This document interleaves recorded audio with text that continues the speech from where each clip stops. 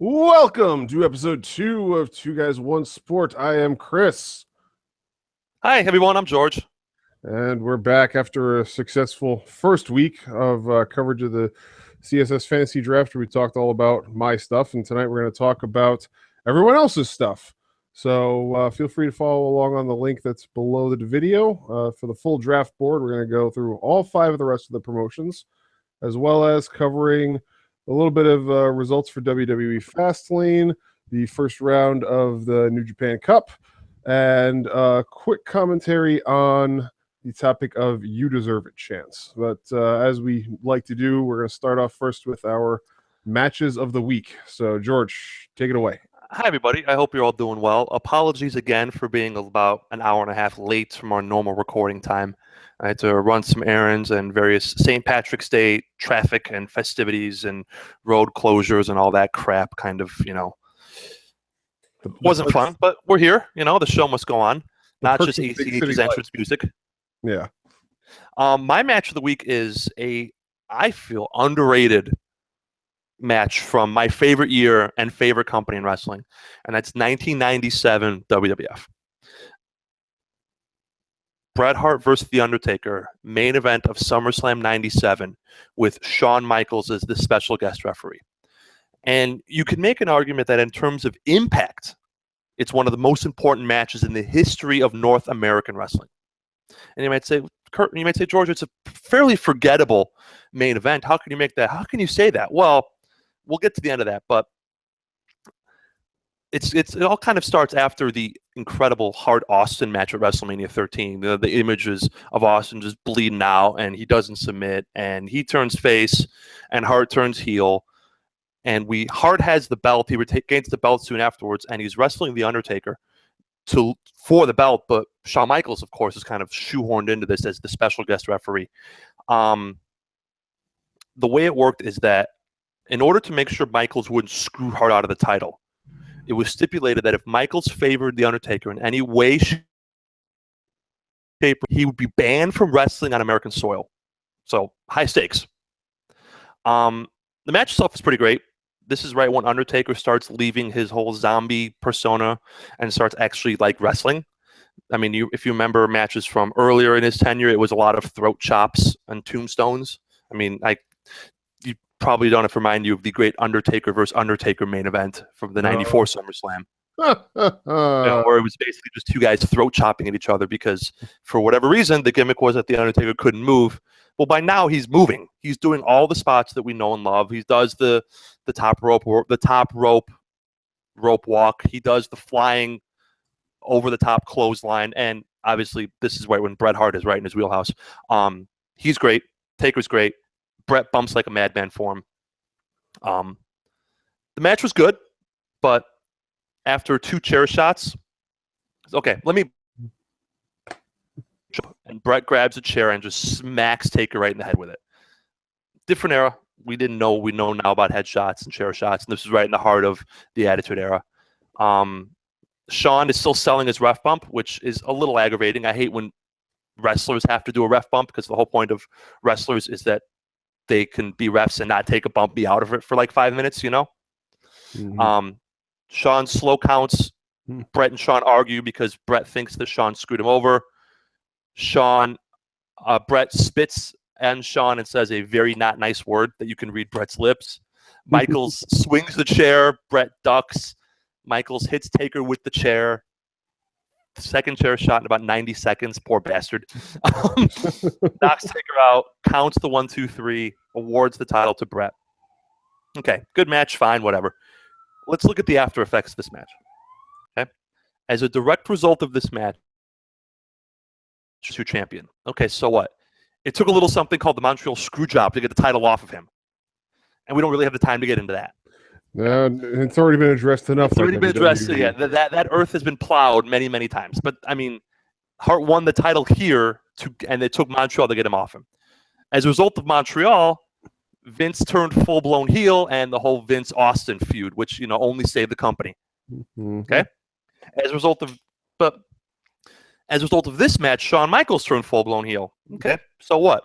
Within 3 weeks, he was teaming up with an unknown mid-carder named Hunter Hearst Helmsley. You may have heard the name. Okay, the duo would start crotch chopping by that October. You know, they formed DX by that October. You may have also heard that name. That may ring a bell or two. And we've only got 2 words for you if you don't remember them. Exactly. Oh, and one more after effect. So not only does Montreal heel Vince and DX come from this match, but one more after effect. Once Michaels won the title back at Montreal, he feuded with The Undertaker, who was still pissed about the chair shots, and who can blame him, right? Yeah. Not only did they have the very first Hell in a Cell match, which I would argue is the greatest match in the history of the company, but they had the infamous casket match at the 98 Rumble, which was the match where Michaels blew his back out. All because of this one match. Because of this one match with Hart and Taker, we had the after effects of still being felt today. I mean, that's a pretty influential match, no?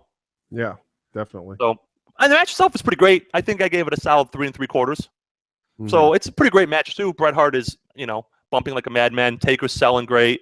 You get the figure 4 around the ring post, which I still maintain somebody should do. Maybe Finn Balor, maybe Seth Rollins. Use that as a move. No one does. Yeah. But it's a great match. I enjoy it. And the after effects make it that much more important. Definitely. So, what's your match, Chris? Well, I had a couple of options for my match of the week, but I'm going to go back 3 years to Shimmer Volume 67. Oh, women's wrestling. Nice. Yes. And this is a match that is a hidden nugget on an absolutely stacked card. Now, let me just read off some of the matches that happened on Shimmer 67. Before you go any further, what year was this, so we can kind of set the scene? October 2014. Okay. So this Volume 67 features Shimmer Championship match between cheerleader Melissa and Kana, which is one of Kana's last appearances in Shimmer before she signed with WWE and joined NXT. What would have ever happened to her? Oh, wait. Yeah, right. It's only breaking Goldberg's streak. The centerpiece of the promotion. Yeah. We had 2 matches that would eventually lead to a #1 contenders match. The first one being Madison Eagles and Nicole Matthews. The second being Athena and Nikki Storm. And then whatever happened to Athena? I wonder, could it be that she's now Ember Moon, also undefeated in NXT, soon to be challenging for Asuka's title? How interesting. And then finally, we also had a no DQ match between Mayumi Ozaki and Saraya Knight, 2 pillars of women's wrestling in the world, which was one of the most brutal matches I've ever seen 2 women put on. And these are women who are both fairly up there in age at this point in time in their careers. So, I saw Saraya Knight.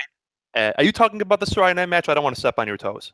Is that the match you'll be talking about? No, that is real not. Quick before you go on, I saw Saraya Knight in an AEW show maybe 5 years ago now. Yeah. Long ago that Jimmy Jacobs was the curtain jerker. So that should tell you how long ago that was. Yeah. And she was the most terrifying person there. Oh, yeah. Like, she got into it with some fan, and I legitimately feared for his life. I thought she was going to jump the guardrail and choke this man's life out. Yeah. They call her Sweet Saraya, but there's nothing sweet. No. She is terrifying. Yeah, I thought she was going to kill this poor bastard. Yeah. But the match that I'm going to talk about is Evie versus Kaylee Ray. A match that really was one of the matches that helped establish both of them on U.S. soil. They were both fairly new to U.S. promotions. In fact, I think this was the first. Maybe let me actually go back here to Kaylee Ray's cage match career. This is one of the first years that she was actually working U.S. based promotions. Previously, and this is Kaylee Ray, who I believe is in your promotion. Yes, she is. Indeed. And how coincidental. This match is one of the reasons why I drafted both her and Evie, because this is honestly one of the best women's wrestling matches I have ever watched. The back and forth that went on in this match, the just insane bumps and sells that they had. We got Kaylee Ray doing a springboard missile drop kick off the top rope. We've got absolutely insane flips and kicks and just all sorts of just absolutely nuts spots that happened in this match. It's hard to even put into words just how much back and forth there was in this match, because the number of near falls, submission attempts, just it was a really, really great really solidly wrestled match for two women who, were kind of just getting their feet wet in the U.S. This was their first exposure to a lot of international audiences, and they killed it. They sold themselves as premier talents on the spot there, and now they've both obviously gone on to do amazing things. Kaylee Ray is the ICW Women's Champion. Evie is on her way into NXT, and they're both destined for greatness. They're both fairly young too. Kaylee Ray is only 24 years old. Evie is, I want to say 28 this year. Sky's the limit. Yeah, they're both well on their way to amazing, legendary careers. So definitely, if you want a good introduction to Shimmer, Volume 67 is one that I recommend to everybody, and that match in particular, I would say, is my favorite match on the whole card. And again, Shimmer 67, I'll check it out. Yeah, given again some of the matches that I mentioned, that's really high praise because there were some damn good matches. So, all right, now that we've got that out of the way, let us move on to analysis. Before we go any further, and we're going to remind everyone at the end, we will not be recording an episode next week. Yes, again, FYI. Next week, just want to get that out there before we forget. We are both out of town next week, or out of our respective towns next week, and depressing because next week AAW has ACH versus the artist formerly known as Pentagon Jr., and I'm going to miss that, which sucks. Yeah.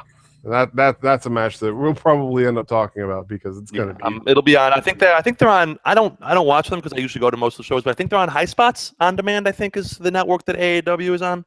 Yeah, I know they're not on Flowsline, but I think you can see every match 2-3 weeks after they air them on High Spots. So we'll be able to check that one out. Definitely, because that's gonna be a hell of a match. Yeah, well. All right, so let's get into the draft analysis here. We've got 5 promotions to cover. We're gonna run through just what each promotion looks like, highs and lows, and what we think the general direction of each promotion is going to be. We will do our best to be objective and not overly critical, but we will definitely be, like I said. And also want to emphasize that neither one of us know any background to these picks. We don't know what direction they're going in or what they're going to be used for or how they're breaking down, or we're just looking at the draft board and deciding, was this person overdrafted, underdrafted, or properly drafted? Right. And then kind of speculating as need be. But we don't have any background information as to what these picks are used for. Yeah. We will probably revisit the board in a month or two once everybody has had the chance to publicize what their intents for their promotions are in the first couple of months worth of booking, because that's going to be happening, I think, starting either next week or the week after that. On Cage Side in the nightly will be each of us will be publishing about what our promotions are going to be about. So we'll have some perspective soon, and we'll be able to come back to this. But this is completely blind, not knowing where things are intended to go. So let's start off with our number one picking guy, Swiss Last Kicker. Okay. So, started off with AJ Styles, Pentagon. I want to say that those of you who are frequent Cage Siders, and again, if not, you should be. Yeah, but you really should be. I am the first mate on the USS AJ Styles. Yeah, I love AJ Styles. I would build the company around AJ Styles if I could. Mm-hmm. Okay, he is my favorite wrestler in the world and has been since his New Japan / Ring of Honor tour. So 3 years now. Yeah, right. He's on the short list for the best wrestler in the world. He's He's also become a very good promo. And he gets reactions from the crowd. He's everything you want in a wrestler, but his age. Yeah. If you are drafting 1-1, first better get a slam dunk, no doubt about it pick. You know what I'm talking about here? I'm talking 1980 Ric Flair. Yeah. I'm talking 1985 Hulk Hogan, 1997 Steve Austin, 1999 The Rock. 2004 John Cena. Yeah, we're looking for people who you can build the promotion around. Yeah, exactly. You need to draft somebody, just like in the NFL. Just like if you're going to draft a guy first overall, he better be on your team for 10 years and being elite. Mm-hmm. AJ Styles is not that guy. Now, He's not. I mean, he's not going to be doing this for 10 more years. No, he's not. I will agree with that. But I will say that given who followed AJ Styles, I think that I can kind of justify picking AJ first, given that he got 3 young guys to follow up who can easily take over the company in 4 to 5 years once AJ is retired. Yeah, if that's the key, because Pentagon 28-ish, right? If that. Bray Wyatt, I think, is 29 or 30, and Kota Ibushi is 27 with a litany of injuries. Yeah, but it's not. I mean, Pentagon and Bray have avoided injury for the most part, as has AJ, who's just a freak of nature. Yeah, Kota Ibushi is he's had neck issues, he's had concussion issues. So I mean, he may only be relatively young in terms of numbers, but he's got an old man's body. Yeah, he's like the Briscoes in that regard. But yeah, exactly. You look at the Briscoes who are like 31, but they're a very old 31. Yeah, but I think that given, you know, everybody who is the leader of their promotion wants to, you know, affect a direction on each wrestler, and I think that, you know, given Ibushi's injury history, I think it's possible to kind of convince him to kind of tamper down a little bit and maybe, you know, cut some of the high spots out of his repertoire, some of the more dangerous stuff. I think that he also, given the nature of your draft, it was a snake draft. If you're the Swiss last kicker, I think round 1, pick 1 is the only chance you have to get AJ Styles. I don't think he lasts till the comeback. No, not that. No, I don't think he. So I can see if you have. Exactly. I don't think he lasts all the way back to the 10th pick, which is where Pentagon was. I can see you saying to yourself, "Well, I have these goals for AJ, and I have to get him with the first pick." Yeah. And obviously, in your federation, there's no trading of picks or anything, so you have to kind of lock yourself in there. Yeah. I loved Okada at 7. Oh yeah. I think we'll just go down each person's pick board real quick, right? Yeah. I loved Okada and Tanahashi. That's an instant feud. Yeah. Yes, we've seen it a dozen times before, but I mean, when has it not been at least a 4-star match? Exactly. And I tell this story. I don't know if I told this story last time. I went to Global Wars, Ring of Honor / New Japan Global Wars in May of 2016, and it was Tanahashi and Big Mike match. And everyone pops for the entrances, etc. Okada doing the little moose hand pump is always funny. So it started with Big Mike and Moose, and they were doing a little wrestling. And a minute in, they tagged in Tanahashi and Okada, and stood and cheered. Yeah. Well, they did anything. It was like a mini version of Rock and Hogan from WrestleMania 18. Yeah. Everyone just stood and cheered, and they stood there and they looked around, and people just cheering wildly. Because that's what you get when you get Okada Tanahashi. You get instant pop. Just add water, you know? Yeah. The chemistry they have is insane. It's unbelievable, and people respect that. So you can absolutely make that an instant feud to give your federation some credibility. Yeah. In that regard, I'd say that it's obviously lasted a lot longer, but I would say it's much like Roman and AJ. I mean, their matches that they had when they were feuding, instant classics. Instant classics. Such good chemistry. And instant classics. And they were, and I think I may actually do that as one of our matches down the line. The Extreme Rules match they had was just unbelievable. The Payback one was also unbelievable. Yeah. I mean, it's like picking which Girl Scout cookie you like more. You know, I mean, no matter what you pick, you're getting something great. Exactly. Because like we talk styles make fights. Like that's why Triple H can have a great match with Dean Ambrose and a mediocre match with Roman Reigns, even though Roman Reigns is 5 times the wrestler Dean Ambrose is. Yeah. Style. I mean, maybe 10 times the wrestler Dean Ambrose is. Yep. But I don't think. Everybody would argue that the Dean Ambrose Triple H match was light years better than the Triple H Roman Reigns match for a litany of reasons. Yeah. Because styles make fights. And the Okada Tanahashi, you have a built-in the styles mesh together. Yeah. Yeah. I'm excited for I'm just kind of fantasy booking in the top 20 of these picks. I'm excited for a potential Gallagher or a Bray Wyatt Jack Gallagher, which would be the ultimate contrast in styles. Oh my God! Bray Wyatt versus Gallagher would be. I mean, not even just the promos would be great, but just the actual in-ring style. Because you have Bray Wyatt, who's just a vicious monster, versus Jack Gallagher, who's kind of wacky, but can still beat the crap out of you. Yeah. Jay Lethal at 19 is a great pick because he's still, I think, 29 or 30. Yeah, he's got a lot left in him too. A lot, and especially once he gets away from Ring of Honor, which is Well, we're not going to talk too much about Ring of Honor. Yeah, there's a lot going on there, and very little of it's good. Yeah, we're saving a lot of the backstage talk of things like Ring of Honor and Impact. That's going to be in 2 weeks, and we're gonna let that breathe. Yeah, you know, like the Asian Fandango. We're gonna let that breathe before we talk about it. I think Kurt Angle's a little high, especially because you don't know what he's one bump away from never walking again. Yeah. And yes, he's healthier now than he was 5 years ago because he's clean, and God bless him for that. Mm-hmm. But you want to talk about a guy with a lot of miles on him. Yeah, is a lot of miles, and it's what 15 years of his style. Yeah, 19 years, right? And you got style. You got a lot of guys in here who, I mean, everybody in here tries to be as safe as possible, but there's some guys in here who have some questionable in-ring styles that may be, putting Angle at risk. Like I think about the idea of a Samoa Joe Kurt Angle match, and I cringe at the thought of it. Yeah. So, or a guy like Okada or Ibushi. Yeah. Or even scrolling down like a Hideo Itami or something. Yeah. We're going on down like Sheamus. Yeah. Or either of Anderson and Gallows. Any of those guys versus an injury-prone person like Angle is like, or you want to know someone, an injury-prone person versus Kurt Angle? Look at number 38. Oh yeah, Suzuki. Yeah. It's like Minoru Suzuki.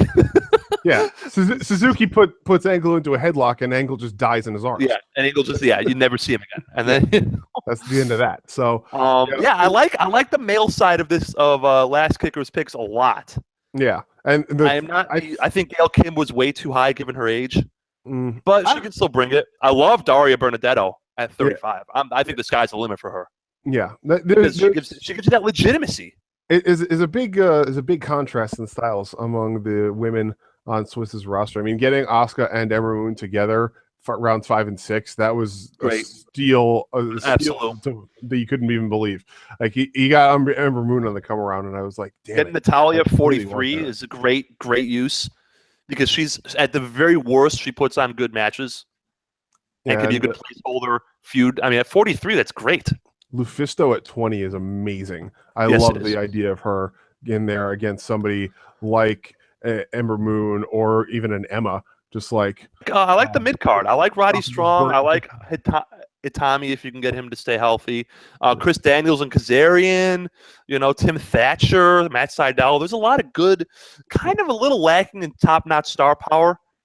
But I mean, there's only I'm looking 6 male wrestlers I'd put in the top of the card: Styles, Pentagon, Wyatt, Ibushi, Okada, and Tanahashi.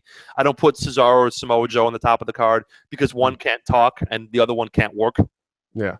But he's also got a good cruiserweight selection. You got Gallagher, Tyler Bate, Mustafa Ali, Chicago, baby, Tri-City. Grand Metalik. Going further down, Matt Sydal. And Ibushi at the top. Xavier Woods. DJZ. DJZ, yeah.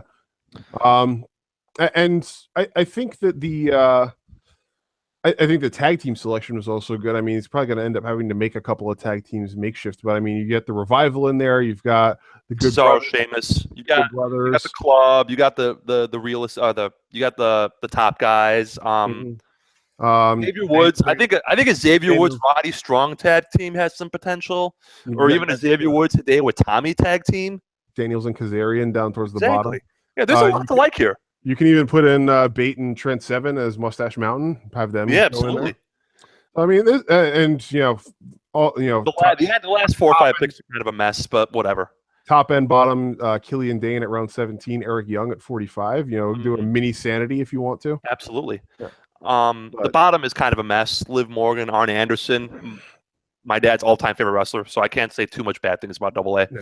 But that's whatever. That's guys picking who they like, so it doesn't really matter. It's a lot of non-competing on-screen talent, but I mean, some people like to have a lot of managers and people that can deliver promos. And I'd be okay with Arn Anderson. Guys, wouldn't you? Yeah. Or how about like Arn or even DDP being Cesaro's manager? Yeah, absolutely. Yeah. Saying again, I'm not gonna blame somebody for picking someone they like at the 48th pick. Yeah, exactly. You know what I mean? It's like by then just pick someone you like and go with there. The Mauro Ranallo, Josh Barnett. commentary team has potential. I think if you can rein in Ronaldo's natural tendencies to mark out at everything. Well, I think they've But actually Josh worked Barnett's together really good. before. I think they've actually worked together before calling MMA I think so stuff. too for the UF for MMA. I think.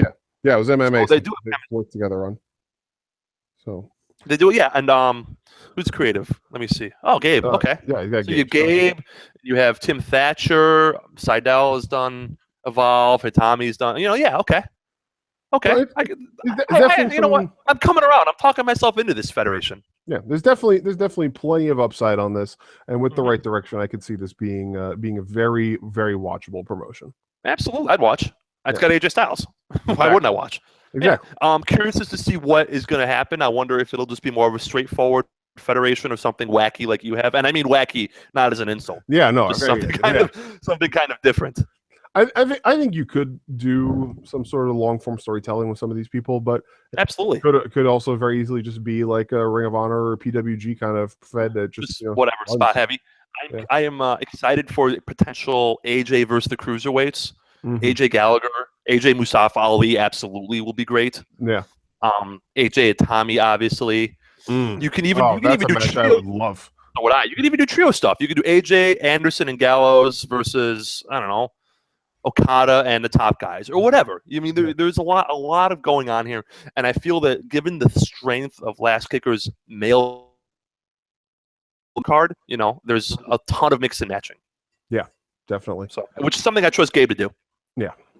All right, so let's go next to Metal Matt, who started off his draft with Becky Lynch, Charlotte Flair, Austin Aries, Tama Tonga, and Nikki Cross.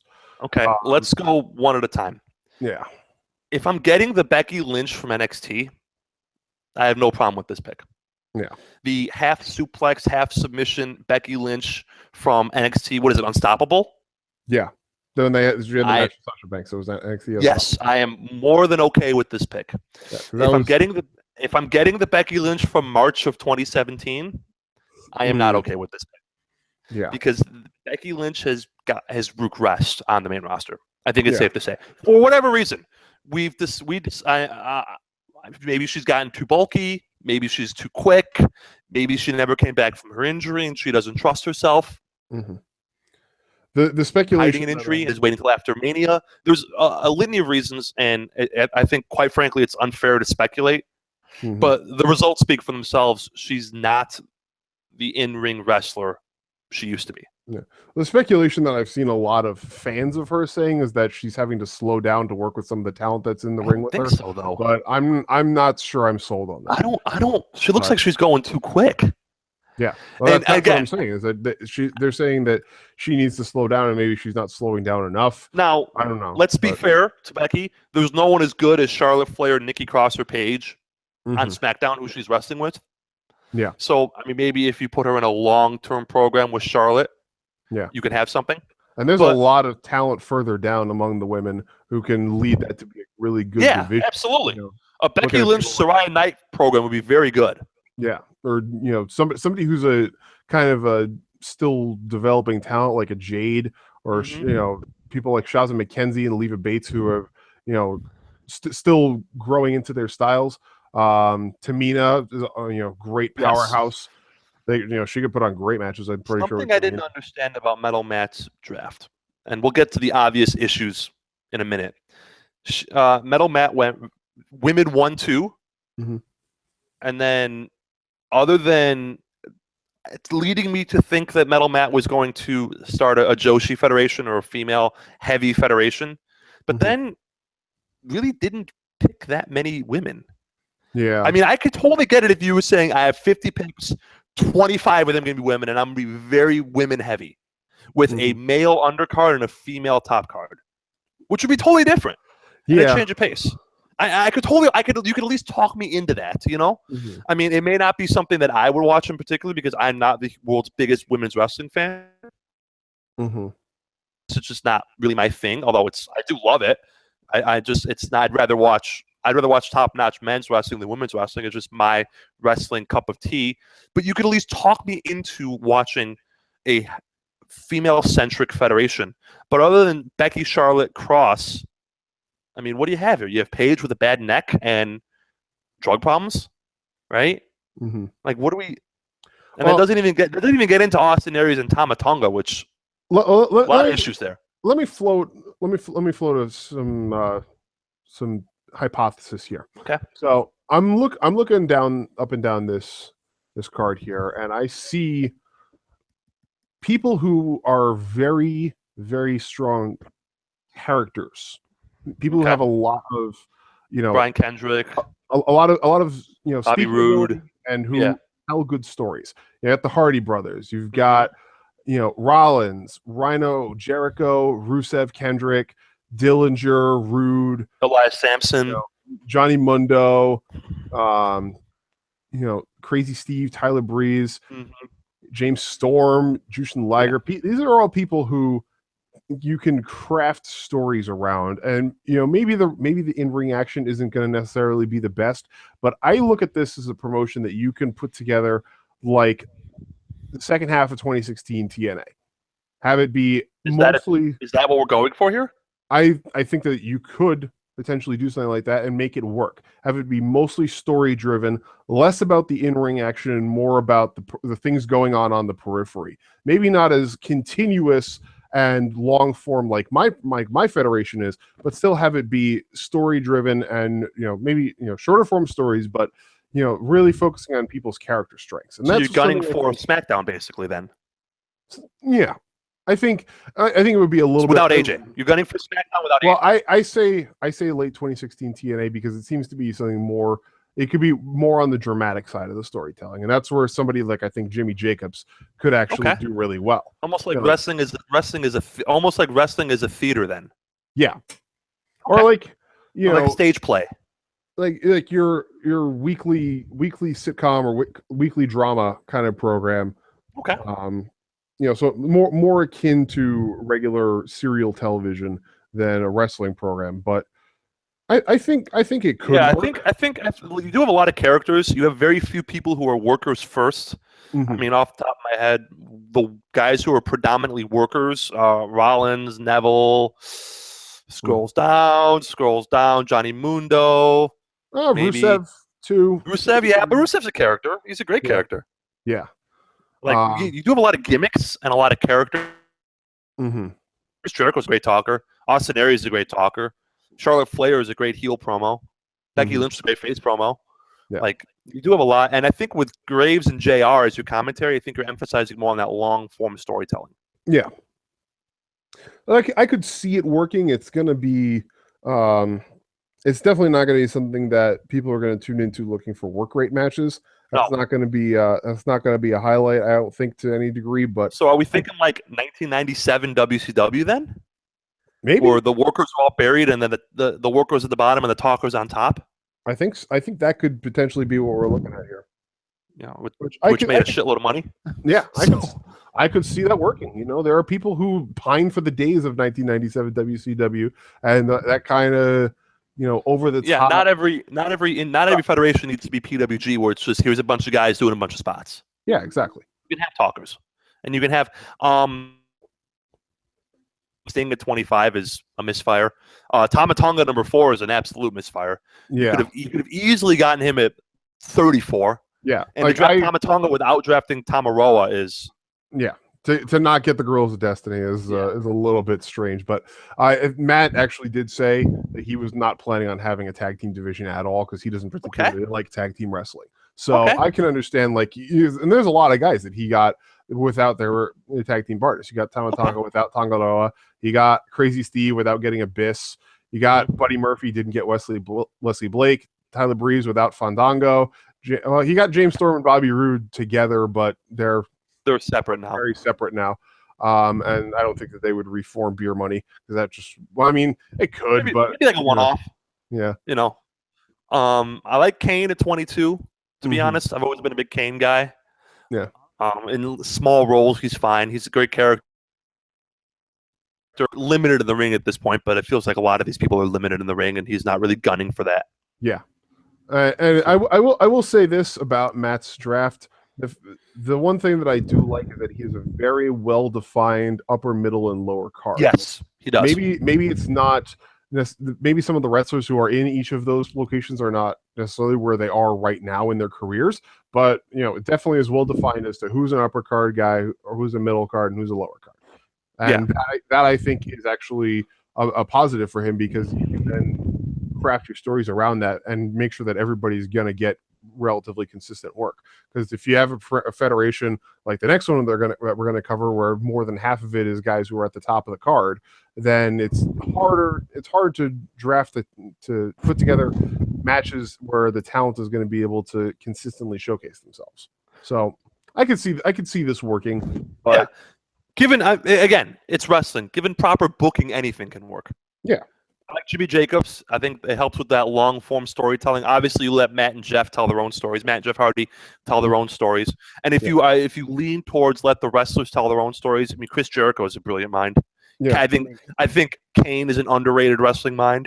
Bryan Danielson talks about how Kane was a big part of the team, Hell No skits in terms of putting them together. Rhino's been around the block. He can do stuff. Like it's not just Jimmy Jacobs and your creative force. You have a lot of guys here who know the business. He got the whole Mike and Maria versus Braxton and Alley feud from the end of 2016 TNA, so he can easily continue that story if he wants to, which is while a little bit grating sometimes to watch, is a fun story that people did enjoy once Alley got her comeuppance. Yeah, exactly. The wedding was great. Mm-hmm. So you want to talk about this next one? Yeah, Jomo Sensual. Easily the winner of the draft in terms of traditional wrestling federations. You look at this top five. Look at this top five. This could be WWE without any question. No, there was very few, if any, misfires. I think Ryan Ward. Let's with the bad first, because the bad is much less than the good. I think Ryan Ward at 9 is far too high. I think you would have easily gotten him later. Perhaps, but I can see why, because he is right now hailed as the best creative mind in the business. So I can understand why you might want to.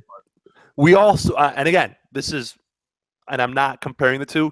We all said that about Vince Russo and what happened when he went on his own. This is true. It's much different when you have Vince McMahon and company kind of helping your creative juices. Now, that being said, I don't expect Ryan Ward to come in and to be Vince Russo. Let's be explicitly clear here. With 3-minute warning, calling people wenches and oh my god, and in the wrestling matches. Let's be very clear here. But it's much easier to look good at the WWE when you have that support system around you and that production system than it is when you are thrust in the spotlight on your own. I think Ryan Ward is a little high. That being said, you start with Matt Riddle, you come back with The Miz. Not the world's biggest Sasha Banks fan, but I get it. Yeah. Tone down her wrestling style. I think he'd be fine. Yeah. Sami Zayn, great. Pete Dunne, great. Candice LeRae, super great. Gargano and Ciampa. I mean, the entire Gargano household in 3 rounds. Ryan Ward, we discussed. Drew Galloway is great. Mickey James is a little high because of her age, but still very good. Galloway just put on a match of the year candidate just this past week. So against who? It was the match he had at WCPW. The Progress? No, was that I think it was at WCPW. Okay. I forget who he was facing. He might have been facing Riddle. I don't remember. Drew Galloway wrestled Silas Young in Silas Young's last AAW match, which was the same show. I saw Bro and Jason Kincaid, and I thought. Now, I don't like judging guys unless I see them in person, because you can see stuff in person you can't see on TV. Drew Galloway is one of the best sellers I've ever seen right now. The way he conveys pain and emotion with just his facial reactions is unbelievable. It was Galloway so much better now than he was when he was Drew McIntyre. It was Galloway versus Ospreay at WCPW Exit Wounds. Was 2 days ago, and it's already being called the match of the year candidate. Ooh, good stuff. But Drew Galloway is just unbelievable. The fact that he's not in the WWE right now is to be mind-boggling, to be honest. It's telling of the circumstances surrounding his exit for certain. But yeah, continuing on down, he's got some Fred really Ehi is a monster. Randy Orton at 14 is a steal.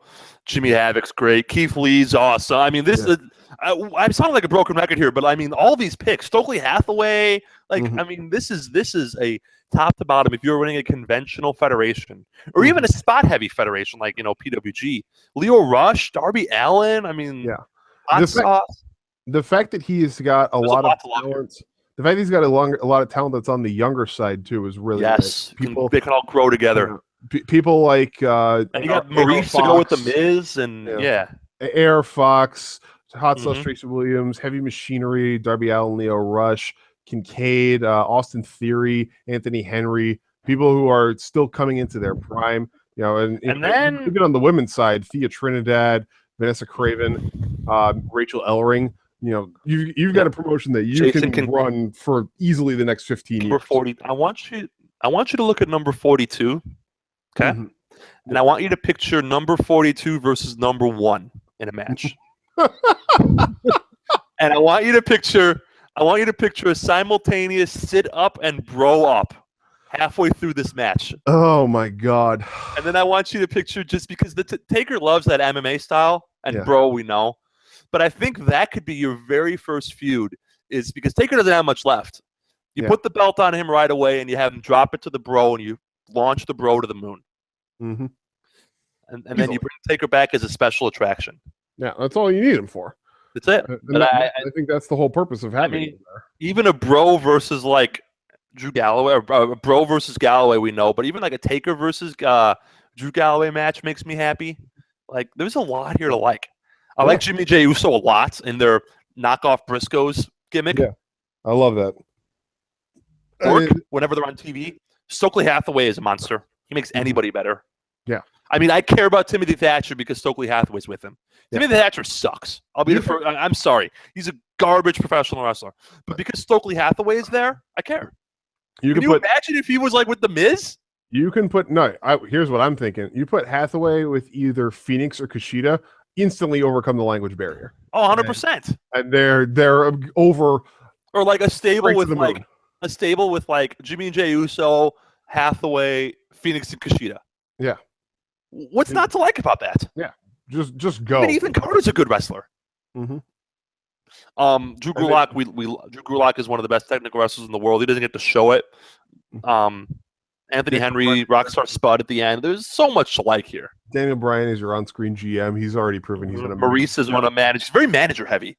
Yeah. Stokely, Maurice, Nikki Bella, event. Yeah, Nikki's eventually going to be non-competing talent, but I mean it still will work. I mean, you can stick Nikki. I love Bella managers. As the manager for somebody like a Mercedes Martinez, and there you go. There's a heel pairing that you could run with for a long time. Yeah, absolutely. This is a great federation. I am already excited to watch these matches, and they're not even going to happen. Yeah, this is a great federation, top to bottom. Yeah, you have your work cut out for you against this one, my friend. Yeah, and the commentary team, I got to say, of McGuinness and Cole. Fantastic work on the UK tournament. Michael Cole was a revelation when he doesn't have someone yelling in his ear and he's not trying to plug over stupid, meaningless streaks and try to say the WWE Universe every 15 seconds. Exactly. I mean, he proved that going all the way back to Beast in the East, when he was calling the Balor Owens NXT title match. That was one of his best calls I've ever heard of his career. It was amazing. Yeah, no, he's good at this job when he isn't being neutered. Yeah, and this Michael Cole is the sole example. It's the only example you need of why Vince McMahon's incredibly overbearing style is not good for his company. No, that's all you need to do. You just point to, okay, this is Michael Cole when he's not having Vince McMahon in his ear. This is Michael Cole when he is having Vince McMahon in his ear. And there you go. Yeah, one is great and the other one is shit. Yeah. And now I can honestly say we're starting to see that now with Mauro Ranallo too, because you compare Mauro from the CWC versus Mauro to SmackDown, and it's night and day. It's awful to hear Mauro. I think Mauro just made another stupid pop culture reference, by the way, while we were talking about him. Probably just in his apartment, just sitting there. He made another dumb pop culture reference. Yeah. But anyway, this federation's great. I cannot heap enough praise Jomo Sensual's draft picks. Yeah, Jomo did a fantastic job, and very all good. the credit to him for this. You want to talk about Shaq? Yeah, let's go to Shaq, who took my number one pick. Love his top 10. Yeah. And let's in case you don't have the link up. Roman Reigns. Yep. Chris Hero, Bayley, Finn Balor, Bobby Lashley, Little Miss Bliss, Ricochet, the Young Bucks, and Triple H. Yeah. Oh my! And I mean, are you already fantasy booking Triple H, the Young Bucks, and Roman Reigns in Evolution 2.0, or is that just me? I wouldn't put the Young Bucks in there. Absolutely, I would. No, Triple H, Roman Reigns, and Bobby Lashley. Sure. There's your Evolution. Triple H, Roman Reigns, and Baron Corbin. That too. You know, I mean, or anything. Yeah, Brian Cage. And you get Triple H and William Regal. You get to bring back NXT minus Ryan Ward, creative. And you still get matches out of Triple H too every now and again. You still get a great on-screen promo. This is great. I am already excited for the Roman Reigns Chris Hero match, and it hasn't even happened yet. Yeah, that's going to be a solid match. What about Brian Cage at 17? How cool is that? That's also good for what he's trying to do here. He's very beefy. The women's side too. This women's division it's not necessarily the biggest women's division, but it is a solid women's division. The competitors. I am excited for a Bayley Sue Young brawl. Nixon Newell, Ginny versus Bayley. I think Ginny making Bayley cry in the middle of the ring. Yeah, Tony Storm. Are you excited for Sue Young and Nia Jax to just throw fists at each other? Oh my god, it's terrifying. Are you excited you got Romero and Beretta and ACH? Mm-hmm.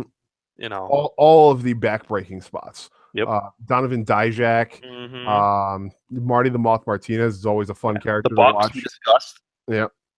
There's a lot to like here. Matt Cross further down the card. I will say further down kind of falls apart a little bit. Marty the Moth is kind of shitty. Shane Strickland does really nothing for me, but Moth is good character work. I mean, his wrestling leaves a little bit to be desired, but I will say that he is capable of being that weird, really freaking disturbing character. I like Pastor William at 42. I am impressed with his work a lot. No Way Jose at 45. I'm a fan. I get Stephanie McMahon. I mean, I'm not a fan of Stephanie, but I mean, no, I am. No, let me say this: if I am a huge fan of Stephanie McMahon, the performer. Mm-hmm. I am a huge, whatever the opposite of fan is, whatever the opposite word of fan is, what detractor? What am I looking for? Of Stephanie McMahon, the insecure backstage presence who always has to put herself over everybody else. Yeah. I can just get Steph cutting promos. She's one of the best promos in the company. The problem is she always has to cut everyone's balls off. Yeah. Male or female. The emasculation is terrible. The emasculation is brutal, and her insecurity is pathological at this point. Mm-hmm. But if I can get the Steph to just cut promos and be a manager, 2003 general manager of SmackDown, Stephanie. Yeah, I'm okay with that. Fantastic. I'm okay with that. The problem is I'm not going to get that. I'm going to get this whole package, and it's going to be bad. I'm already dreading Stephanie McMahon cutting Bobby Lashley's balls off because Bobby Lashley fighting Triple H. I don't know necessarily that we might get that, because I mean, if you have Stephanie performing apart from Vince, and not having Vince constantly telling her, backstage. Was Vince drafted? No, Vince was not drafted.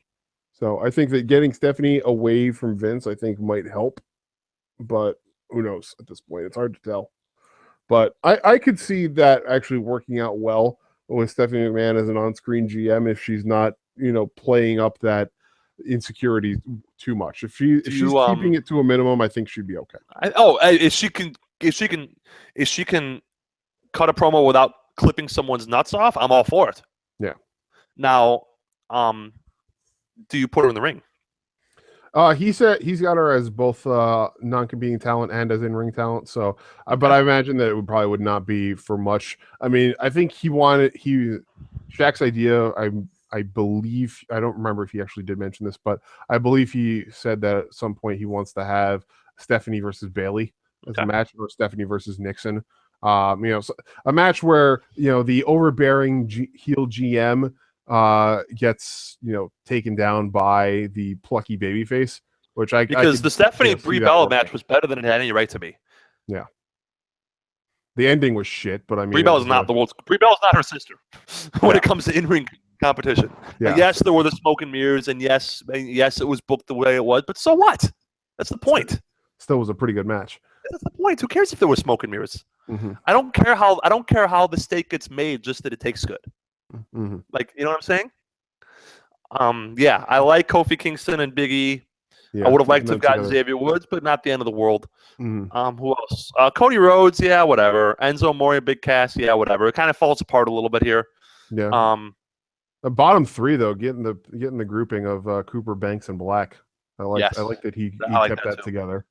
Alicia Fox, I think, is underrated at 43. I think that was a good pick. Yeah, she can let her wrestle a little bit more. Yes, not Noam Dar's, better half. Yeah. Deonna Purrazzo at 35, I got to say I'm a big fan of after watching a lot of her recent stuff that she's done with Stardom. She's actually much more than just a jobber to the stars. She is actually very talented, and I can see her being a rising star if she's given the chance, because she's surprisingly good at character work and has a pretty good wrestling skill set too. Okay. So I could see her. What do you think of where was it? Matt Cross. Tell me a little. What do you think about Matt Cross right by Deonna Purrazzo? I love Matt Cross. I like his work as Son of Havoc in Lucha Underground is always great. I think that the stuff he's done on the indies. Great beard. Yeah, fantastic beard. Easily could be a fifth Wyatt. Yes. Yeah, and I think having him in a division where there's going to be a lot of guys pulling off high spots like Kingston, Beretta, the Bucks, having Matt Cross in there adds a lot of legitimacy to that whole premise of spot heavy wrestling. He's a good guy for that. I agree. I think I am a fan. I am a fan of. I'm sorry.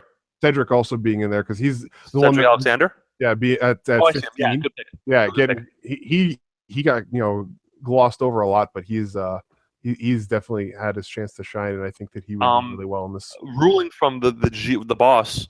Do I get to bring the boys with Dalton Castle or just Dalton Castle? Oh yeah, you bring the boys. Okay. I mean, it's an entourage at this point. Dalton Castle has all the charisma in the world. He really does. So and he can go. Yeah. He's not. I mean, Dalton Castle. I mean, the fact that he doesn't have the fact that 75-year-old Christopher Daniels is the Ring of Honor champion and Dalton Castle isn't is a travesty. Yeah. Yeah, whatever. Christopher Daniels has never won a belt in 25 years. There's a fucking reason for that. Mm-hmm. Give the belt to Dalton Castle. Let him freebird it with the boys. Why not? That would be amazing to watch. Right? Why the hell not? Well, I don't know if he necessarily would want to freebird it with the boys because they have a pretty good chance of losing it for him. But all the same, though, Dalton is a highly underused performer, and he deserves so much better. I'm looking forward to the day that he. I'm looking forward to him in NXT in 2 years or 1 year, whatever it is. Well, did you still haven't watched Honor Rising yet? I'm guessing. I have not. No. Okay. Imagine I did not watch the pay-per-view last night, but I'm told that he and the boys had a good match. Imagine this for a second, if you will. Sure. Dalton Castle comes to the ring. He doesn't have the boys with him in New Japan. You want to know who the boys were? Who? Ryusuke Taguchi and Hiroshi Tanahashi. Nice. Best thing. Were they fanning him? Were they fanning him and shit? Fanning him and wrestling with all the tassels and feathers and everything on. You know what? I love midlife crisis Hiroshi. I love midlife crisis Tanahashi. Yeah. I mean, all he needs to do is buy like a Porsche and complete it. You know what I'm saying? Honestly, Dalton Castle and Ryusuke Taguchi is a tag team pairing that would be amazing because they're both such amazing characters. I mean, and if we could get Taguchi to put in the one good match that Taguchi has every year, if we could get him to do that more consistently, that would be an amazing tag. Yes. This is a fun little federation right here. Yeah, I think it leans towards cruiserweights and spot fest guys, but I mean, even so, a guy like Brian Cage is useful as a big platform to jump off of. Yeah, I've seen Brian Cage and AAW against ACH have great matches. This would definitely be a good Dragon Gate 2.0 kind of promotion. Sure, absolutely, it would. This is easily the kind of promotion that lends itself to that. Okay. So, we talked about you, obviously. Yeah. Go back to last week if you want to hear all about it. Yeah, we spent a lot of time talking about Crazy Chris's Federation. So we're gonna skip over that. Foreign Object. I can't argue with Kevin Owens, John Cena. John Cena is the last draw in professional wrestling, it seems like. So Let me qualify those first two picks though, because Foreign Object showed up to night one of the draft late, because he was watching the Bellator fight. So he showed up late in our commentary team of Prince Moxley Lopez, Matt DSM, and oh God, I'm forgetting the third person was on commentary, and it's going to come back and bite me in the ass. But the commentary team commiserated and made those two picks for him. Okay with that. I think we're the right two picks to make. You get people who are left. Get a 31-year-old Kevin Owens who's a monster heel in every sense of the word, who is a great promo, as we saw the last month on Raw, and a good enough in-ring competitor. And you get the last real draw in professional wrestling. Yeah. And isn't the whole point of this endeavor to make money? Who makes more money than John Cena? No one. Yeah. Even his age, no one. Remember when SmackDown beat Raw in the ratings? Why? Yep. Because John Cena came back. Like, when I was at the number one T-shirt I saw was the John Cena purple and orange Florida Gator knockoff T-shirt. Yeah. John Cena's been selling T-shirts to kids for 14 years. And everybody buys them. Everybody buys them. If you were 10 when you bought your first John Cena shirt, you were graduating college. How many kids do you think showed up to school in the John Cena shirt that's based on the PBR design and got sent home by their teachers or got when I was teaching? When I was teaching, I taught at a K-8 school. And there were kids with John Cena shirts, whatever design that was in 08, 09 or whatever. I don't even remember. Maybe the Nintendo one. Remember the cool retro 8-bit Nintendo one? Yeah. Maybe that's what it was, or you know what I'm saying? But whatever it was, I was like, oh, yeah, John Cena shirt. Nice. Yeah. I would high-five like 5-year-olds for wearing John Cena shirts. Yeah. It's great. He draws money. That's the point. Oh, and he's one of the 10 best wrestlers in the world. Yeah. Let's not forget about that. And he's easily one of the 3 best promos in the world, too. You need someone to do media? Call John Cena. You need someone to do this and this? Call John Cena. You need to make a wish? Call John Cena. This guy... fucked. WWE's fucked when he leaves. Yeah. Oh, they are. And I don't mean like what he does now. I mean like when he leaves. Yeah. When he decides that he doesn't want to be a wrestler anymore because he's almost 40. Yeah. Why do you think that they bring back The Rock every year? Because they're desperate to have that kind of a big star, that kind of big star legitimacy. And they won't have that when Cena leaves. So it's a bleak future. I like the Joshi heavy with Mayu and Kiari. Yeah. Rosemary's great too, obviously. Yeah, the women's division. Let me just run through this women's division real quick. Rosemary, Mayu Watami, Kairi Hojo, Shayna Baszler, Eva Lise, Cheerleader Melissa, Santana Garrett, Sexy Star, Arisa Nakajima, Kelly Klein, Kylie Ray, Taylor Hendricks, Sayuri, Bea Priestley, Hikaru Shida. There is not a bad performer in that group, with the exception of maybe Sexy Star.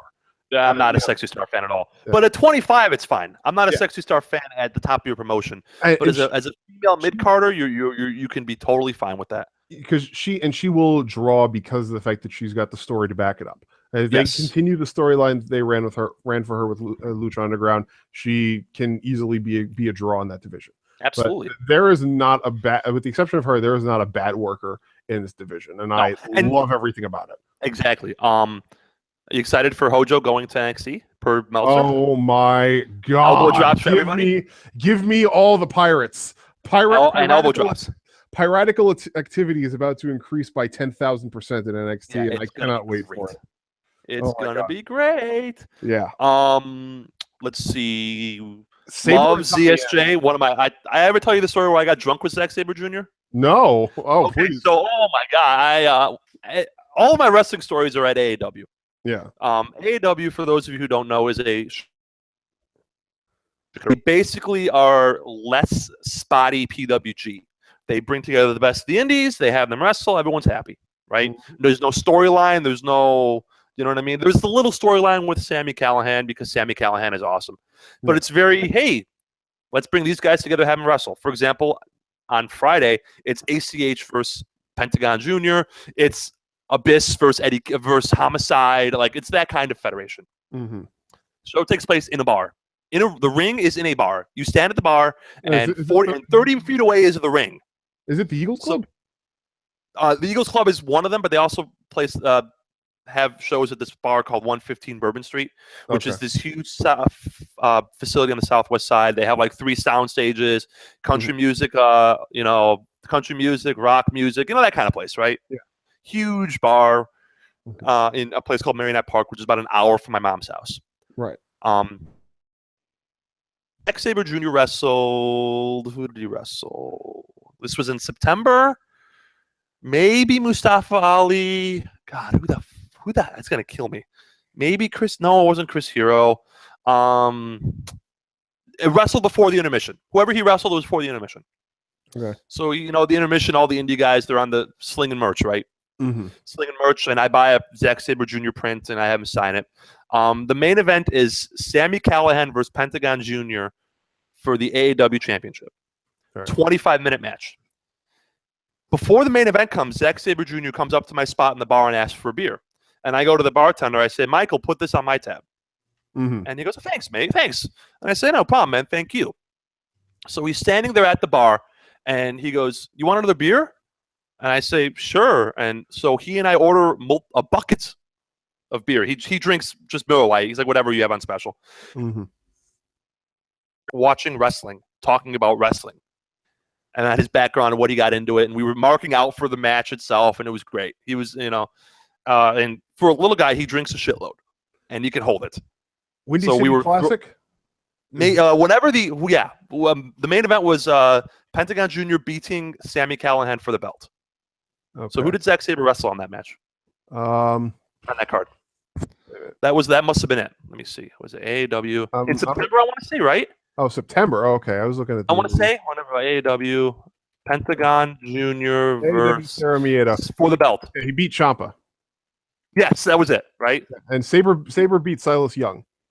No, that wasn't. It was. I remember there being the dual arm break spot. You know what I mean? Okay, so then maybe Sami Callihan, he lost the belt to Pentagon Jr. and then he got it back right away. Okay, so then I want to say maybe. I know this is riveting radio, guys. I'm sorry.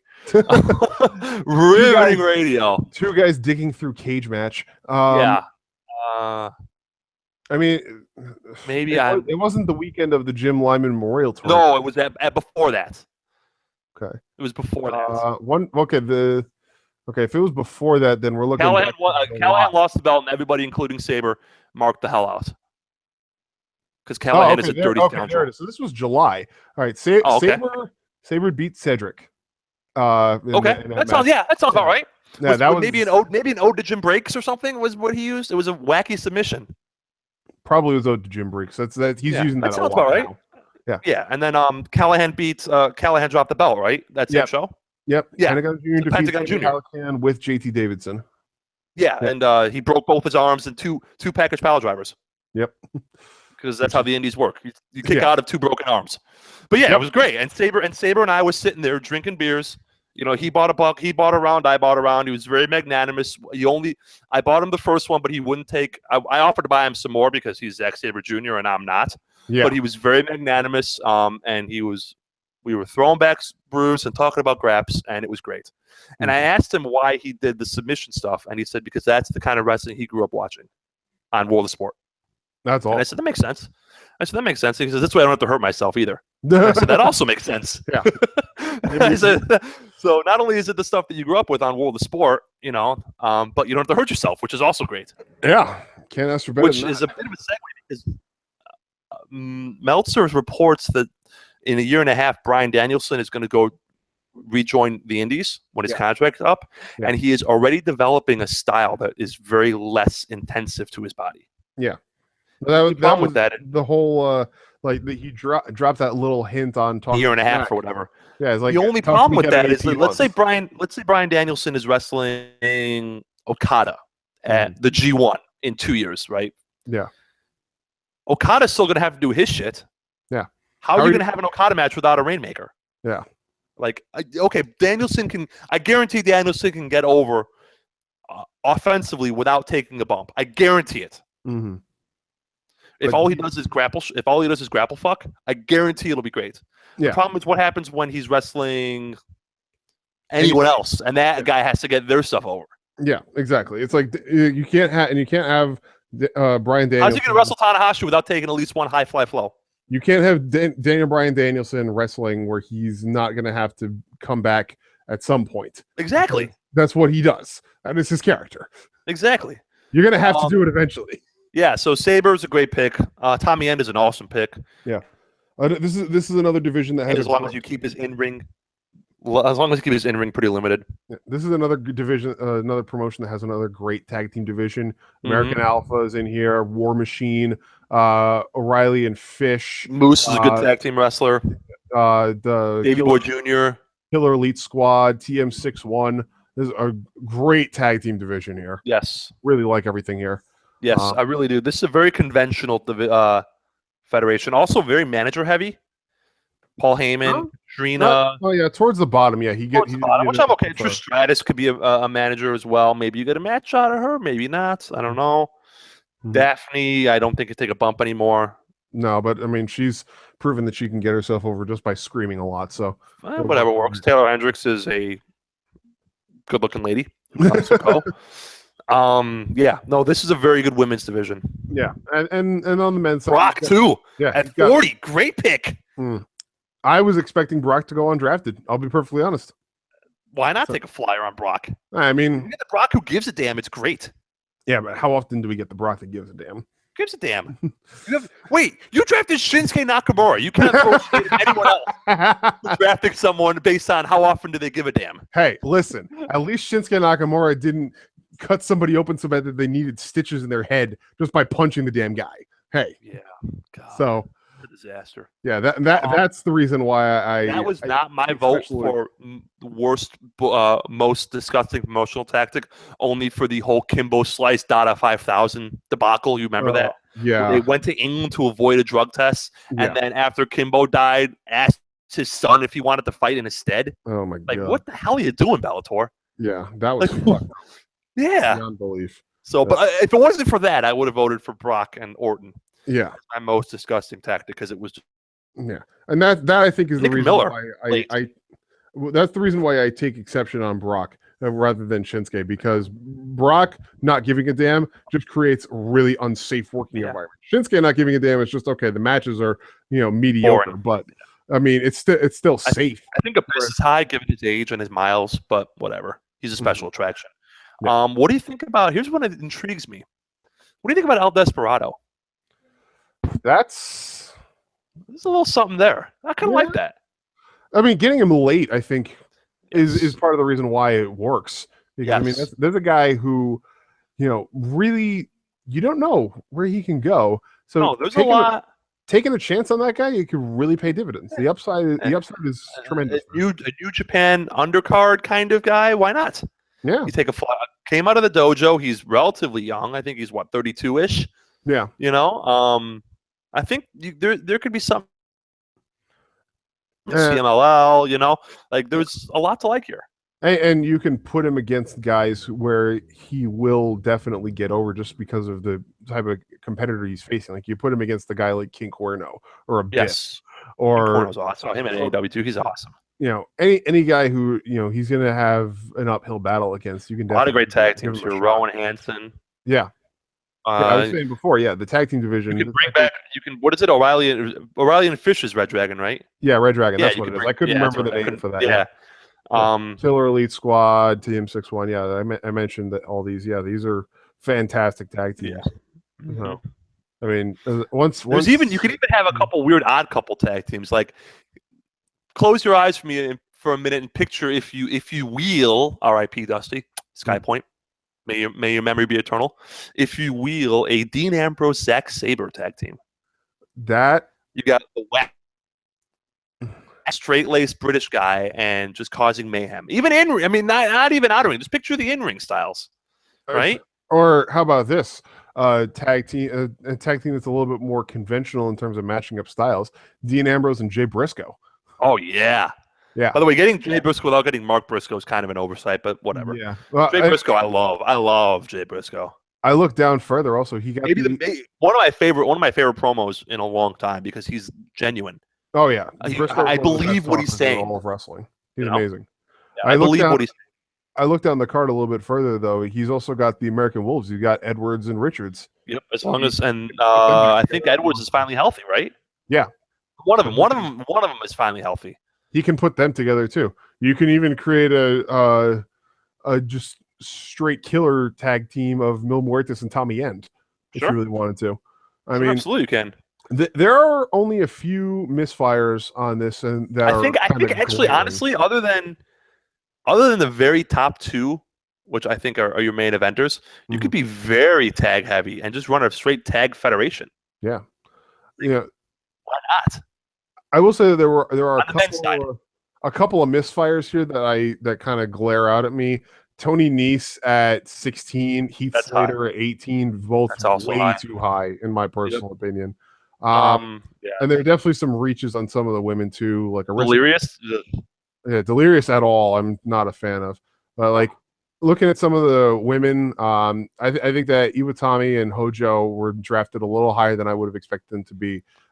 Same thing same thing though for like Arisa Nakajima, Kelly Klein, Kaylee Ray, women who I didn't expect to even come up on the draft board at all.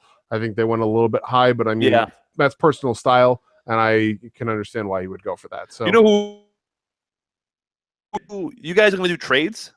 No, I haven't proposed that, because if we are going to do trades, I'm immediately proposing to Swiss. I want Okada for Ospreay straight up. So okay. I would never do that. But you know what I would do if I were you? What? I think I would try to get my hands on Brock Lesnar and make him Omega's monster enforcer. I got Jeff Cobb for that. I'd rather have Brock Lesnar for that. Make Jeff Cobb the good guy enforcer then.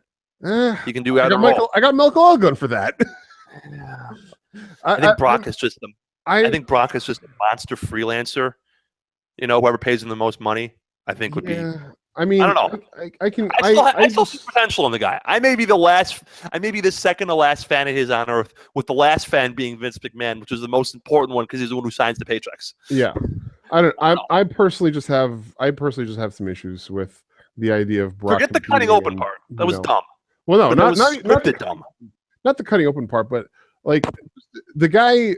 He's even worse than Nakamura in terms of just not giving a damn when he thinks the performer's below his value. And all you need to do for proof of that is look at his WrestleMania match against Dean Ambrose. I'm still convinced that was because he knew he had an MMA camp coming up and didn't want to get hurt. Now, that's not an excuse. And even going back one more to the Fastlane match, where you could tell the difference in his selling between when Roman hit him versus when Dean hit him. The triple threat. I think he believes in Roman more than he believes in Dean. Absolutely. That's problematic. That's not something that I want to see. Like, no, that's true. And that's why I don't see him selling for Kenny Omega. Yeah, exactly. But I do see him selling for Shinsuke Nakamura. Well, there's history there, so I could see that. Yeah, I'm not really much of a fan of Brock, so I'd probably not jump. Okay, so let's do this then. Let's okay. This is a good little segue.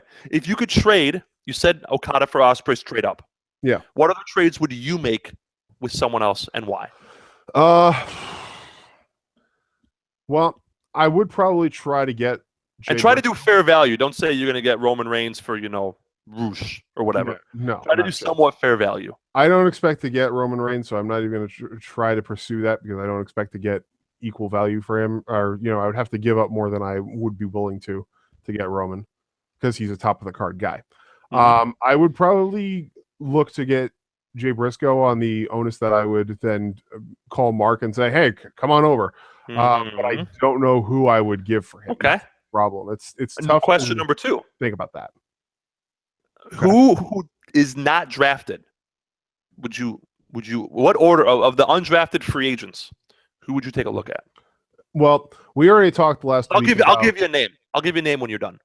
Well, we already talked last week about having the older guys who would be, the cabal in my promotion. Yeah, we've been over that. But in terms of in-ring, Fujiyama, etc. Yeah, in terms of in-ring competitors who I would be looking to pick up, Mark Briscoe, Tangaroa, were two names that immediately I would like to have just as brawlers. Good hands that can throw down in a really intense match if they need to.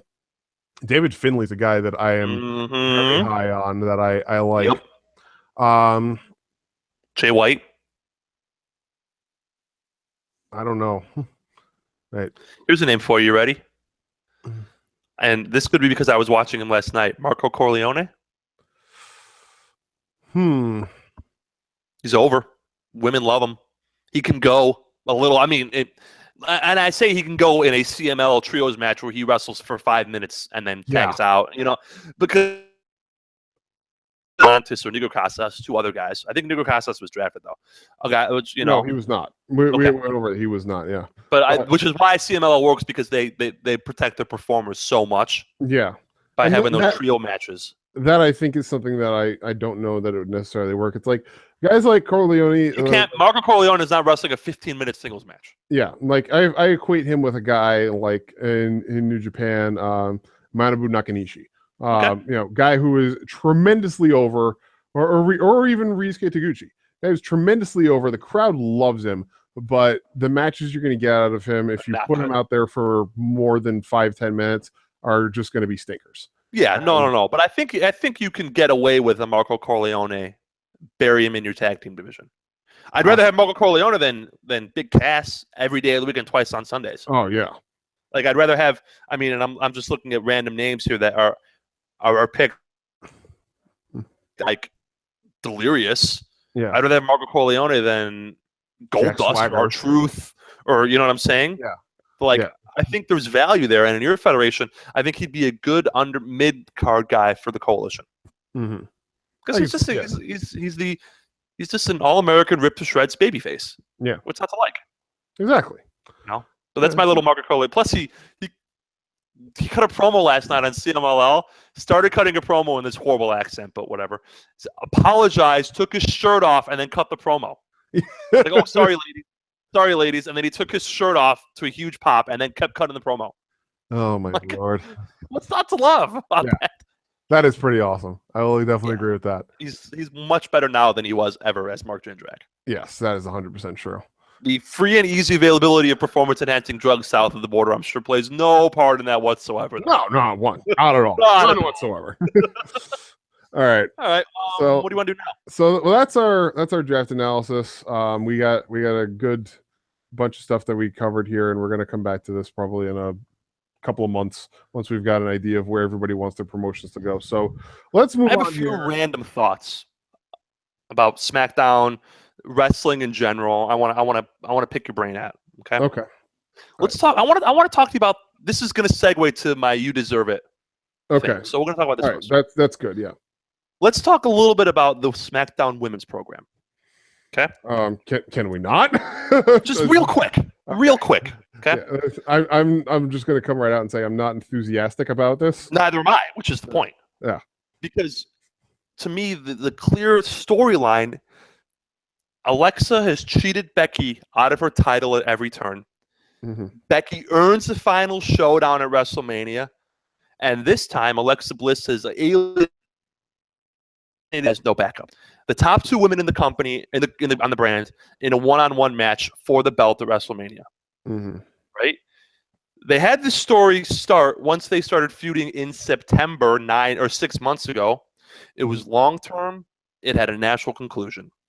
But instead, it's literally, we have to get everybody on the card. Well, I will say that I can say what you will about Becky Lynch. But she always gets allowed chant in her matches when she's selling, and she's really the only option to put in there against Alexa. And I think they're half-assing the storyline by shoehorning every other woman in the match. Well, you know what, guys? This isn't Little League. Not everyone gets a trophy. Well, here's the thing about that, and this I can understand it based on one thing. They were really hamstrung by the fact that Naomi was injured in her title match. And I think that they're doing this because they want to leave the door open as much as possible so that in the event that Naomi comes back from her injury and is able to compete, they can have her in the match so that she can win the title back in front of the home crowd and get that feel-good moment. That does nothing for me, though. The story is Alexa and Becky. I know. The story is Alexa being the cheating, conniving scoundrel and doing whatever it takes to hold the belt and finally running out of friends because Mickie James says, nah, you screwed me over too. Mm-hmm. And now you're on your own. Yeah. And the story is Becky straight fire winning her belt back in front of 70,000 people. It's not Naomi. That's not the story they're telling. Oh well, it wasn't. Naomi was the injury. But that was the thing. They were going to have her carry before January. Naomi had no part in the story. They were going to have Naomi carry the belt into Mania though. they were going to have her come into Mania as the champion if she hadn't been injured. So I can see why they're going this route, because it was, I mean, I hate WWE's way of doing last minute storytelling and how ridiculously convoluted it is. And it was so last minute though, because the Alexa Becky story you've been telling since the draft. Well, right, or what, September, right? To be fair, Becky lost her rematch. She lost her contractual rematch. Then Naomi won the title. So I think that they're writing this on the fly, but it would have made more sense if Naomi had not been injured for it to be Naomi and Alexa get their, have their rematch at WrestleMania, and Naomi hold on to the belt and, wins it in front of her hometown. The culmination of a decade plus long career, and, coming from the bottom of being a dancer for Brodus fucking Clay, and then, finally reaching that pinnacle of, winning the title and then defending the title successfully in front of the hometown crowd at WrestleMania. So why did they win? Why did they change their minds halfway through the build? Because she got injured. No, before that. What do you mean? Nobody said. They were telling the story of Becky and Alexa from September on, right? Yeah. And then they kind of stopped telling that story and said, "Oh yeah, by the way, Naomi's still on our roster." Well, why not start with that story then? I'm not sure, but I mean, like I said, it just seems like they're half-assing it. They had. I get they were hamstrung by the injury. They had the TLC match. Alexa won the title with the TLC match, and here's the thing. Here's the thing that's more important than that. Becky didn't have just one title rematch. She had 3. Yes, she had several, and she lost. She lost all of them. Yeah, so she had interference in a cage match, which is like the most infuriating thing of all time. Yeah, but I mean, when you get right down to it, I hate to use the Sting defense here, but it comes to a point where you say, okay, well, you were dumb enough to lose your title rematch in a cage match due to interference, so we're moving on to the next competitor. And I say this as someone who really enjoys Becky Lynch, or enjoyed her a lot more in NXT than I do right now, because she's been not very enjoyable lately, but she still is a great competitor, and I would love to see her win the title back, but that's not what happened right here, because she was, like I said, she was dumb enough to lose it to interference in a cage match. And if that happens, I, as a general manager, have to lose all sympathy for them. Yeah, I have to go in and say, okay, well, that's it. You're moving on. You can wrestle who you want to, and we're giving someone else a shot at the belt.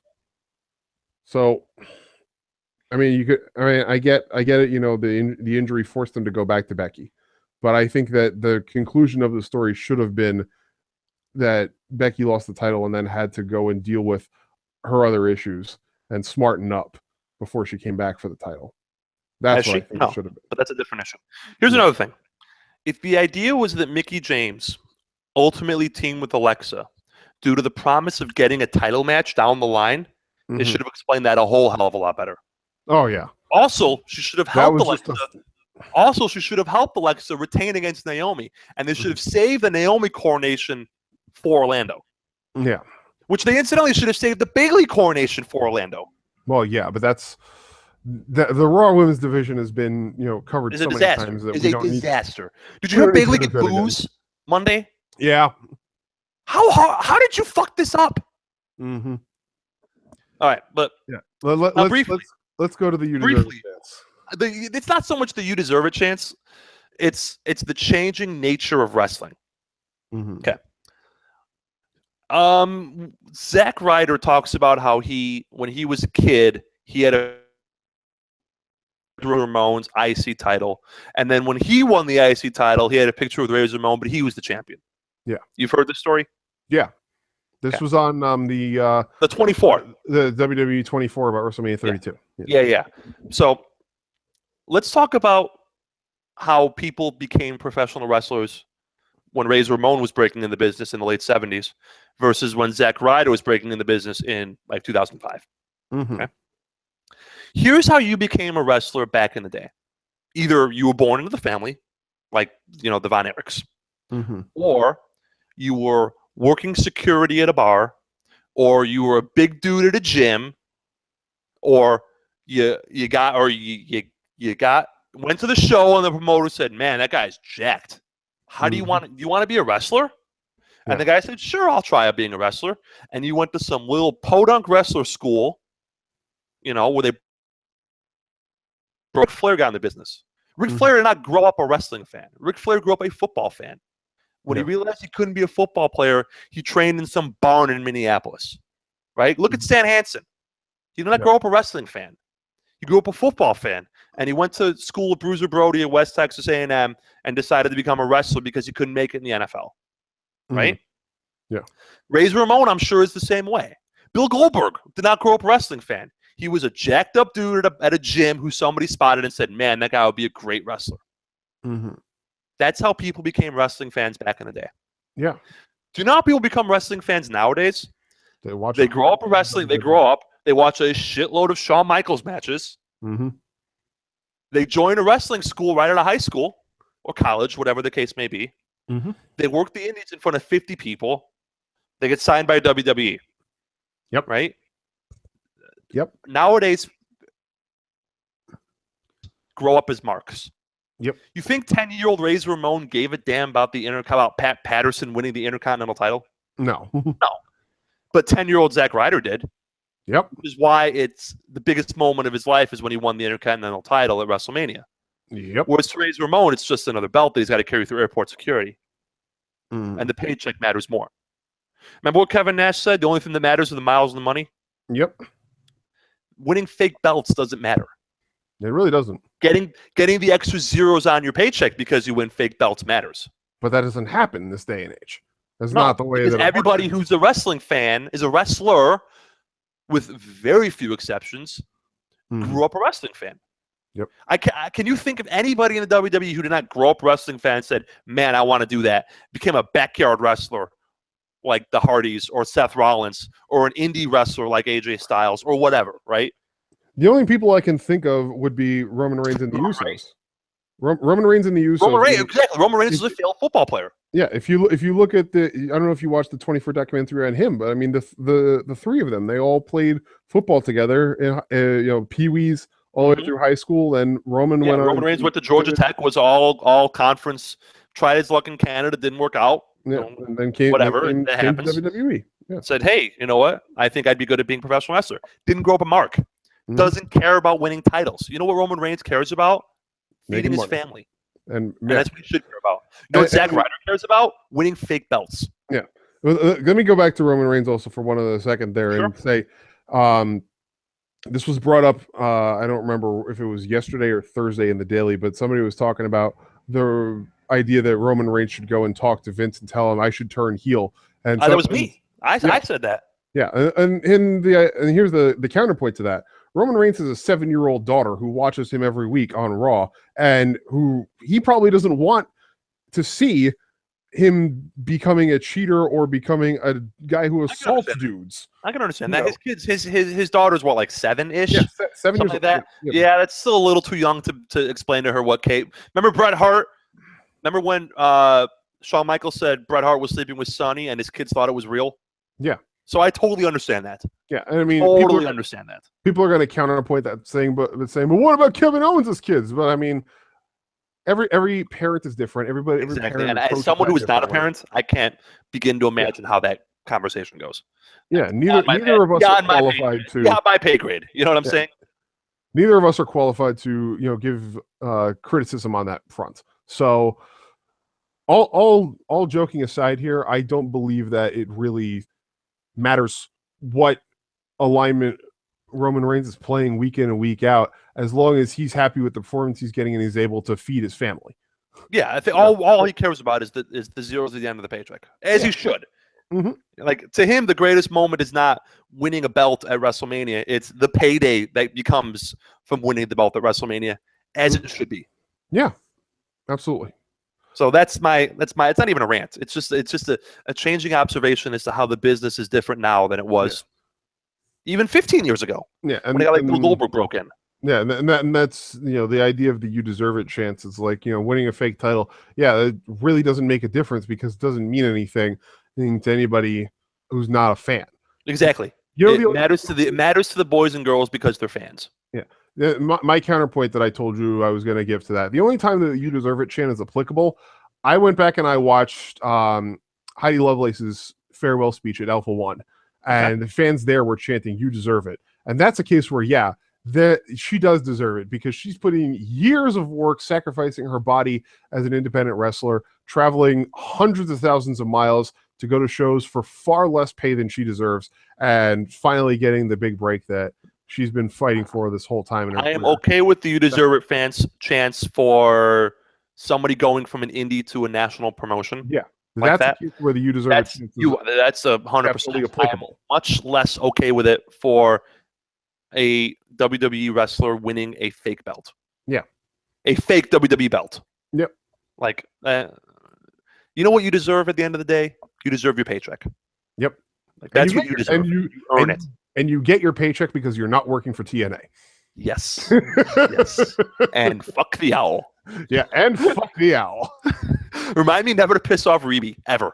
Oh, God. I don't think anybody has to be reminded of that. I don't think anybody's ever going to forget that. But we're saving that for 2 weeks. Yes. Talk to me about New Japan Cup. We'll do Fastlane. We'll get out of here. So we had the first round of New Japan Cup happened last night. It was first 4 matches on a card amidst a bunch of others. We had Hiroshi Tanahashi versus Evil. Evil won by pinfall with This Is Evil. Yuji Nagata versus Tangaroa. Yuji Nagata won by pinfall. Badlak Fale defeated Michael Elgin with the grenade via pinfall. Hoss fight. And Toriano defeated Tamatanga via pinfall after a low blow. That's scoundrel. And the next matches tonight, we have the eventual murder scene that will be the Katsuyori Shibata. Oh, yeah. I have a 9:30 yoga class tomorrow morning. Otherwise, I would stay up late and watch this. Yeah. I'll have to watch it. We have Juice Robinson versus Yujiro Takahashi. We have Yoshihashi versus Sanada, which I think is going to be a sleeper pick for a match of the tournament.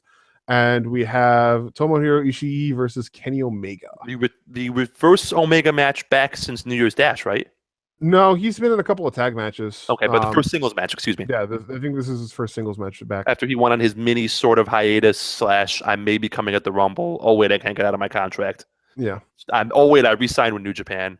But let me float a hypothesis here about this. I'm looking at this bracket. Now, Yuji Nagata took the place of Tomoaki Honma after Honma had his injury, which, by the way, he is able to move his limbs, and he looks to be on his way to a full recovery. Honestly, thankfully. Thank God. Dodged the bullet there. Yeah. But I'm looking at this bracket here, and I see 3 Bullet Club guys on one side of the bracket, and Yujiro and Kenny on the other side. And looking at where Nagata slotted in, where Honma would have slotted in, I think that had Honma not been injured, he was going to go all the way to the finals to face Omega in the finals to be the feel-good story. Because I honestly think that they wanted to tell that, to tell that this guy who lost every single match that he had in the G1 and became a fan favorite, and then was contending for the tag team titles. I think they wanted to give him a feel-good story as a kind of a not necessarily a career capper, but definitely a capstone moment for his career. So you think Yuji Nagata is winning the New Japan Cup? No. See, I don't think that Honma would have won. I think Omega's still winning in the end, but I think that Honma would have gotten all the way to the finals. But I don't know how they do it now, because I mean the guys who are left on that side of the bracket: Evil, Nagata, Fale, and Toriano. And if I was to pick, I would say it's going to be Evil that goes all the way to the finals. But I can see that with a lot of LIJ interference. But I don't know if they want to run that as a full heel versus heel. So a Naito. Naito's not in it. Yeah, I know that, but why not? But is this supposed to be like a mid card thing? No, because Omega's in it. Like, yeah, I mean, New Japan Cup is last year. New Japan Cup gives them a title shot, doesn't it? So what? Any title? I think, right? Yeah. I think. I don't know if it functions the same as the G1, but I'm pretty sure if it's not just for the heavyweight, then it's one of the 3 singles title belts. Okay. But either never IG, Intercontinental or the heavyweight. Okay. Yeah. That's fair. Because Okada's not in it either. Yeah, Okada's not in it, Naito's not in it, Goto's not in it. So, I mean, I don't know if they want to run Evil versus Omega, but then again, I mean, Omega's basically a face right now anyway, so maybe it wouldn't necessarily be considered heel versus heel at that point, even though Kenny cheats like crazy. But that's gonna be part of our discussion in 2 weeks. Also, is going to be my my commentary on the Bullet Club and the Elite right now. I'm looking forward to it. The state of alignments in professional wrestling. You want to do Fastlane real quick and get out of here? Yeah. Okay. What are your thoughts on Fastlane? Good show, bad show, mediocre show? I will. I did the live after Fastlane with Tanya and Fizzy.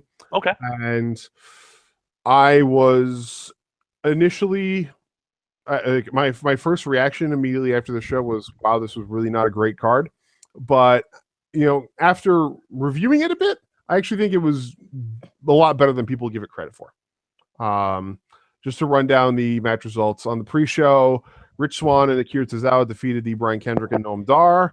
Samoa Joe defeated Sami Zayn. I enjoyed this match, by the way. Yeah.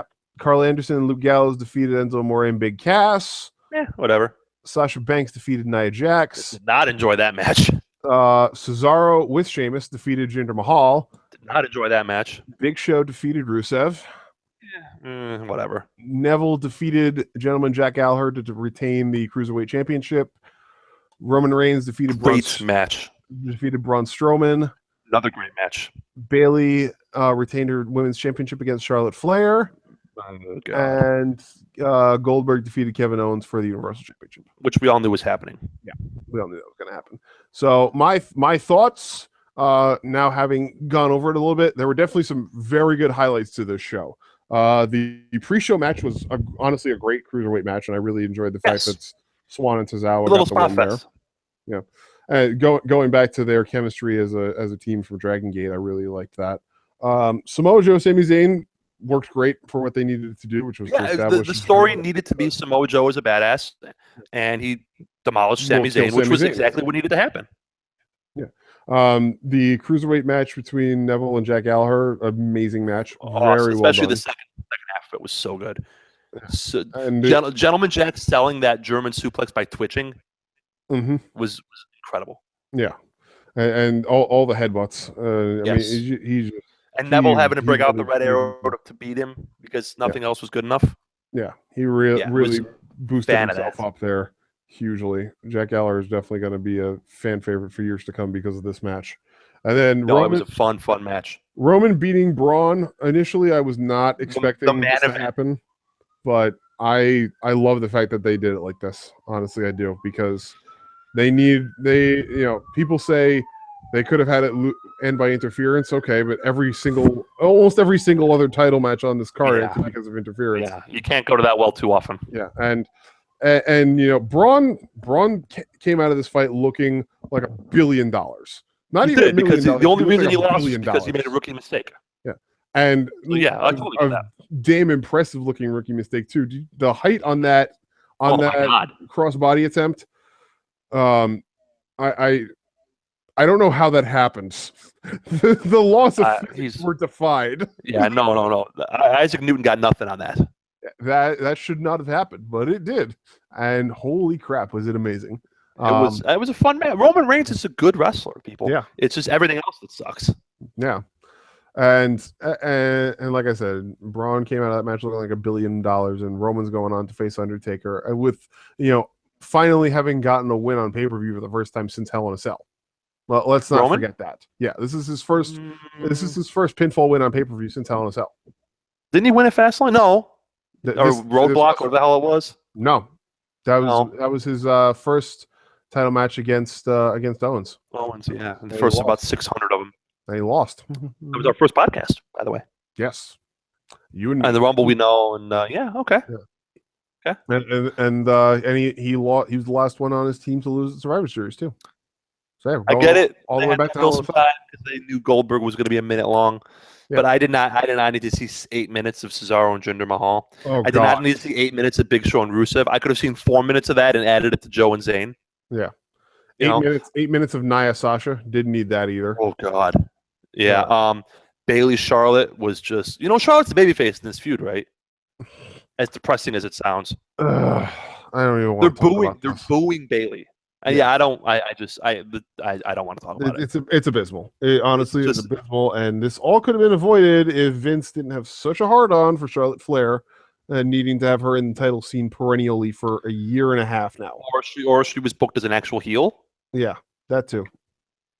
So yeah, there's massive problems. But ladies and gentlemen, welcome to Monday Night Raw. And overall, the Goldberg Kevin Owens, I don't have a problem with that. I don't have Kevin Owens is a horrible champion for the last month. Yeah, and he was a gimmicky mid card heel, holding a belt with no meaning because he didn't give it any meaning. Yep, and we knew the match was not going to last more than 5 minutes, and so the way that they did it was perfect. I was okay with it. And our tagline here on Two Guys One Sport is "Don't work yourselves into a shoot." Have you seen how many people are working themselves into a shoot about his 5-minute delay before the match started of walking around on the outside, being like, "Oh my god," yeah. being like, "Oh my, yeah." People, control yourselves. Yeah, there's so you know better. People were saying that this is Kevin Owens' silent protest to losing his belt to a part-time champion. Yeah, you know what Kevin Owens cares about? The paycheck. Yeah, honestly, like. Come on. Yeah, come the hell on. You're smarter than this. At least I hope you're smarter than this. It's maybe not. It's terrible, but I mean, like I said, it was not as bad as I initially judged it to be. I gave it a B- rating when all was said and done. I think I'd go around that. Any card with Neville and Gentleman Jack and Roman Reigns versus Braun being as good as they were, I can't give anything lower than like a C+. Yeah, just by default. And there were plenty of other matches that helped to lift that grade up. The Samoa Joe, Sami Zayn, and the Cruiserweight. The tag match was fine. Show. Yeah, the tag match was fine. I mean, Enzo Amore at this point is a bad professional wrestler. Yeah, but the match was fine. Joe and Zayn I enjoyed immensely. Mm-hmm. So yeah, okay. So yeah, C+, B-. It sounds all right.